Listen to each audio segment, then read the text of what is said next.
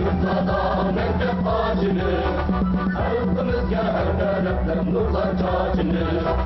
Biz muhallin yurtlarda mektep açılır. Qadrdonlar, bugun Uyg'ur yangi maktab ma'rifining 110 yilligini xotirlash to'y kuni. Ma'rifning to'y kuni bizning to'y kunimiz.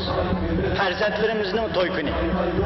19-asrning 80-yillari ma'rifatparvar, taraqqiyparvar olqi musobaqalar o'zining yurti Iqsoqda yangi maktab qurib, Uyg'ur yangi ma'rifi uchun shonliq sahifa ochdi. Futbol hareketini yeni bir bosqichda ko'tardi. Shundaqla G'uljida zamonaviy xurum zavod qurib, Xinjiangning qaloq ishlab chiqarish chambarigini buzib tashladi. Ular yoqqan ma'rifat mashilidan hozirgacha nur tarmoqda.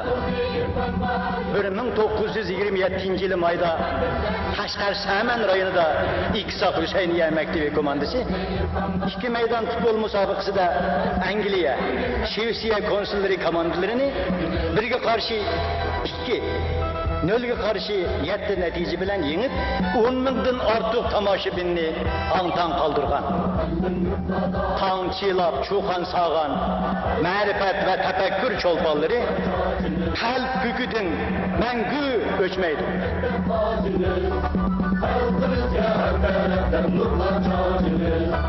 Müslümanlar yolunu sağda kılır. Müslümanların yerini geçilen gülür. Müslümanlar yolunu sağda kılır. Müslümanların yerini geçilen gülür.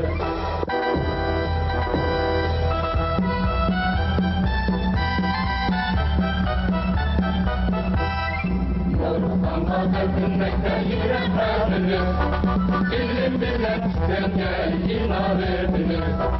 Yoruktan batırdın mekte yürek kalbimiz, ilim bilen istenge iman ediniz. Mekte bu irfan var yurdumuz arkus, irfan bilen geçilgan isabet ediniz. Mekte bu irfan var yurdumuz arkus, irfan bilen geçilgan isabet ediniz.